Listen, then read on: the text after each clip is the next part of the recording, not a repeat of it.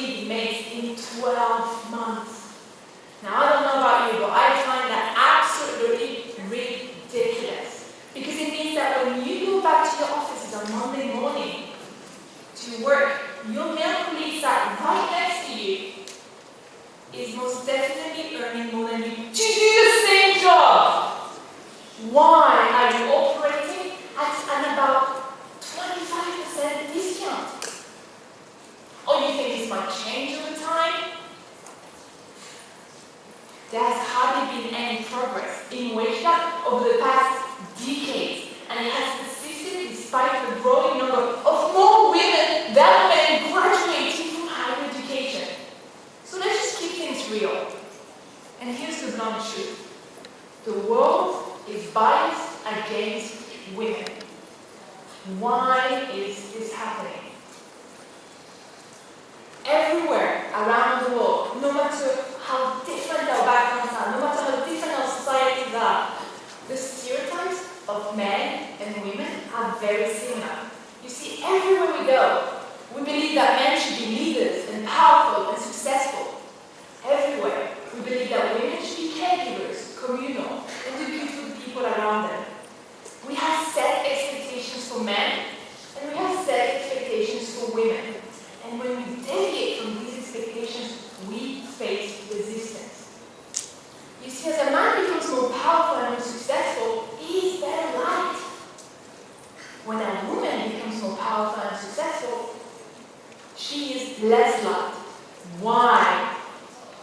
We like a man more because he's conforming with our expectations. We expect him to be aligned exactly like a line. We like that. And the roles that men are expected to fulfill lead to higher income jobs. We don't like the woman so much because she is not conforming with what is expected of her. We expect her to be a mouse, therefore she should be a mouse, but she's acting like a lion. We don't like that. You don't believe me? Let's reverse these roles for a second. And let me ask the ladies here. If you had two types of men, one man was communal, kind, a true caregiver. The other man was powerful, rich, successful, a true leader. Who do you want to marry? The caregiver. Let me pick up the woman. If you had two types of girlfriends, one woman was communal, caring, generous, motherly. The other woman, she's an alpha female. She's powerful, more successful than you, better leader than you. Who do you prefer to have as a girlfriend? Women suffer from a tyranny of low expectations, driven by our own stereotypes that both men and women believe in. And that leads to a confidence gap. And the big issue is that confidence gap starts early. This is something that Sheryl Sandberg often shares, and I truly empathize with it, so I'm going to share it as well. As a little girl, I was often called bossy. Now, the word bossy is a very interesting word because we never use it for little boys. Because when a little boy leads, it's expected. But when a little girl leads, it's not. So adults around me, as I grew up, never said, hey, look at the little Jessica, she has excellent executive leadership skills, doesn't she? No. Instead, they would say, they would call me bossy and said I was too ambitious. When you're telling a girl that she's being bossy, when she leads, it's telling her to be quiet. When instead we should be encouraging our girls to lead by expecting them to lead. My point is that low expectations develop low confidence. High expectations develop high confidence. For example, Malala, who recently won the Nobel Peace Prize, has always been very strongly supported by her father and her family members. From a young age, her father had high expectations for her education, and her future. And this is what has enabled Malala to be what she is today. So what this really comes down to is confidence. saying that every woman should strive to be a powerful, successful leader. What I am saying is that traditionally, a woman has always been expected to prioritize other people's expectations over her own. A modern woman in the 21st century should have the confidence to choose what is right for her. And that is what Lean In is all about. You lean in by choosing whose expectations you wish to prioritize.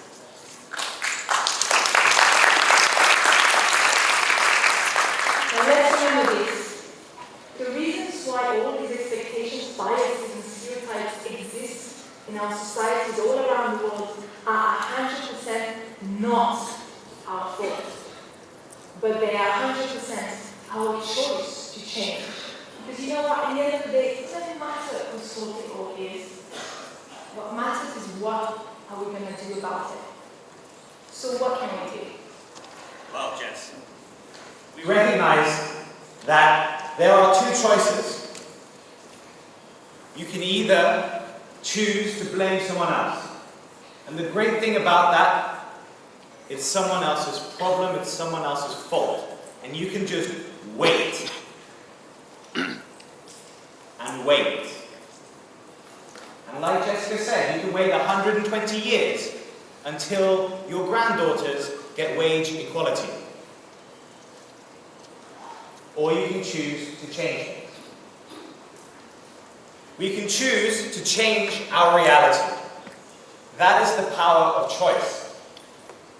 And the way you change your reality is remarkably straightforward. Not easy, but straightforward. Because reality is built on beliefs. What we believe is what is real.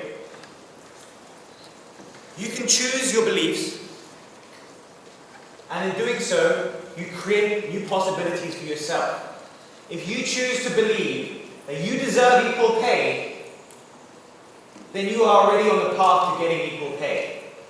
If you choose not to believe in that, you will never get it. So once you have created that belief, the next step is to behave in a way that fulfills that belief. Choose the behavior that is right for you to make your belief a reality. You believe in equal pay, you lean in. Because no one's going to give it to you. No one's going to say, you know, I've been hearing about the Lean In movement, it's pretty cool, I'm going to pay you 25% more. Okay? And it's not because there's a male conspiracy. I'm a male, I've never heard of the conspiracy. Okay? What we need to do is fight for the outcomes that are right for us. Getting equal wages is a great place to start. The way you change your reality is to choose your beliefs, choose your behaviors, and choose the outcomes you want. How many of you here believe you deserve equal pay? Put your hands up. If you believe you deserve equal pay, put your hand right up, right up, right up. Okay, your hand is up. Stand up right now if next week you're going to talk to your boss about equal pay.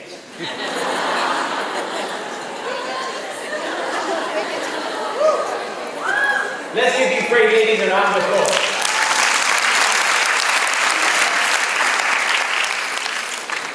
And now there's an awkward silence. Because we all know what just happened, right? You know what happened, right? You chose to believe, but you didn't choose to behave. You didn't choose to lean in. You were too scared to stand up in front of this crowd. And if you're too scared to stand up here with this amazing group of supporters, male and female, how can you stand in front of your boss, in front of your committees, and ask for equal pay? You see, the problem is that you have something called a limiting belief. It's not just you, I have them, Jessica has them, we all have limiting beliefs. And these limiting beliefs hold us back. They are secret fears inside of us. I'm sure you were thinking something like this. Yeah, I'd love to have equal pay, but I'll be fired for sure. I'd love equal, but you know what? If I ask, I'm just not good enough yet. I don't deserve it. Or maybe you said to yourself, in time, in 120 years. So what we want to do now is think about, what does this mean? Who you are today is defined by your limiting beliefs. Your limiting beliefs are like a wall that protect you and define your reality. But the problem with the wall is that it also limits you. You are constrained by the very barriers you have erected to protect you. And too many women are constrained by their limiting beliefs. They put their hands up for equal pay, but they don't stand up to lean in. And it's your limiting beliefs that are holding you back. We need to find a way to overcome that. And that's what we're going to do right now. Your limiting beliefs are like demons. They are the demons in your soul, in your subconscious, that little voice saying, you can't do it. You're not good enough. No one respects you. You don't deserve it. You're not smart enough. You're not ready yet. Those are your demons, because they're not true. It's not true you'll get fired. It's not true you're not good enough. It's not true that you're not ready. That is your construct. And so the way we overcome it is we fight back against the demons. And the first way to fight them is to say, I see you. All of you have a pink piece of paper on your chair or on your desk. I'd like you to get out that pink piece of paper, and right now, I want you to write down 7 of your limiting beliefs. If you can, write more, but just right now, write down what are the limiting beliefs that are holding you back. Here are some examples, and the most important thing of all, don't think, feel, because you know these demons inside of you. They've been with you your whole life. So just write them down. And if you don't know what to write, that's your first limiting belief. I don't even know what my limiting beliefs are. And Jessica has a few other examples she can share with us. Keep writing, but listen to Jess and maybe one of them inspire you. I am not good enough.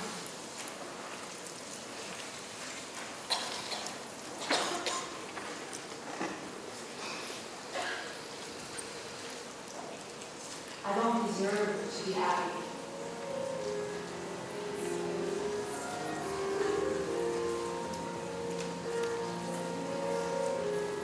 I can't ask for what I want because I get rejected.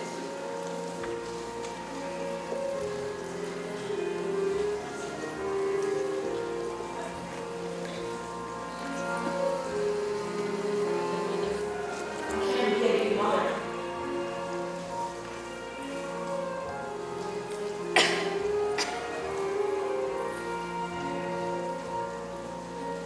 I'm afraid of falling in love because I get my heart broken.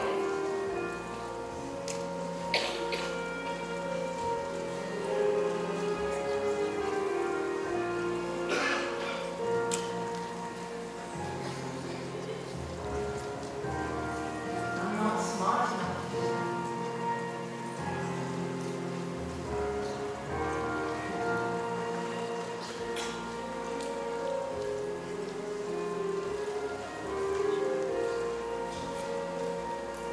I can't be my real self because I'll be judged.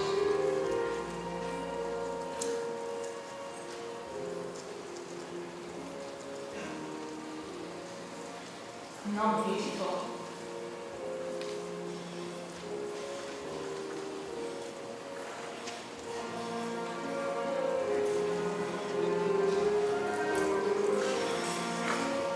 As you're writing your limiting beliefs, you can start to explore, why do I have this limiting belief? One of my limiting beliefs was, I'm not ready yet. I'm too young, I need a PhD before I can do what I want to do. Then I need a PhD with my PhD. And then what I realized is I'm just waiting, just creating excuses. I had to address my limiting belief that I'm not ready.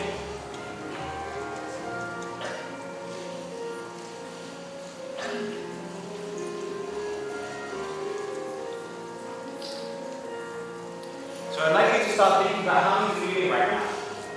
How does it feel to look at that piece of paper and see your limiting beliefs? How does it make you feel to say these are the demons that are holding me back from what I choose. Like Jessica said, a modern woman is someone who chooses her reality. Alpha leader, caregiver, why not both? Now that you've seen your demons, now that you feel them, it's time to face them down. Because the limiting beliefs are part of who we are. They will never actually leave us. They give us strength, but they always also inhibit us. And just like this brave little girl, we need to have the courage to look the demon in the face and say, I see you. But what you'll notice about this great picture, who's in control of the demon? The girl has a leash. Not a chain, a leash. She is leading the demon. She is in control of the demon. And right now, that's what we want to help you do. So we ask you to turn to the person next to you and just tell them straight up, what is that one limiting belief? What is the most important belief in that paper that is holding you back? Are you ready? Yes. Are you ready? Yes. Okay, you got 30 seconds. Turn to that person and just tell them.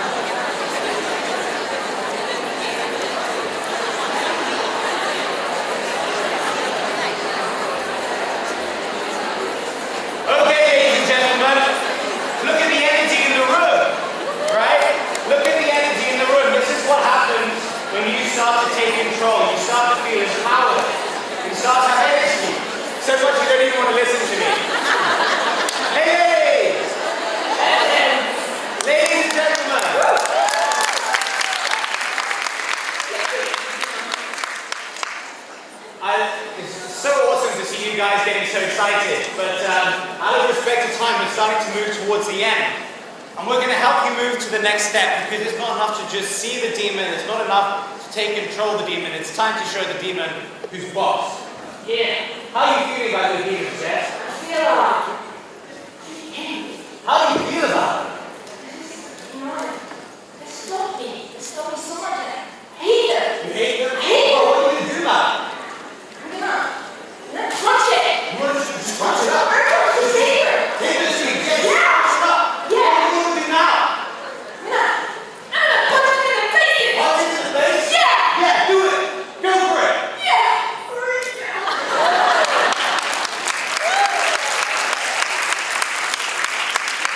Do you guys want to do the same? Yeah. You want to punch your demons in the face? Yeah. All right, everybody, stand up. Let's stand up right now. Everyone stand up. I want you to stand up. All right, now with me, I want you to take that paper and just smash it up. Yeah, just take that demon. Three, smash it. Show me fast. And then on three, you're going to do it. 1, 2, 3. Punch it in the face.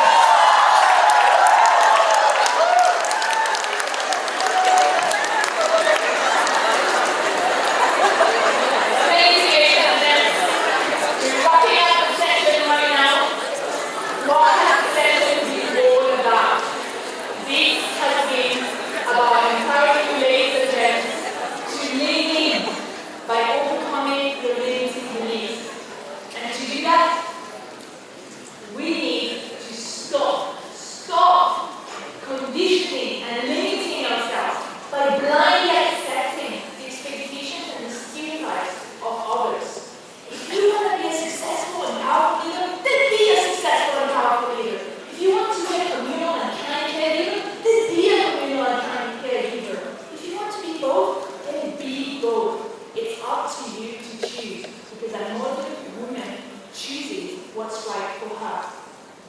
Then we need to start fighting and overcoming our limiting beliefs that are stopping us from becoming truly who we really want to be.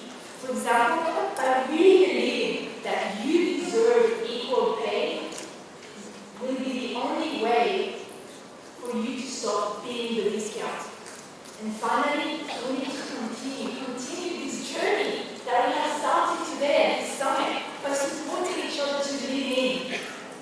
don't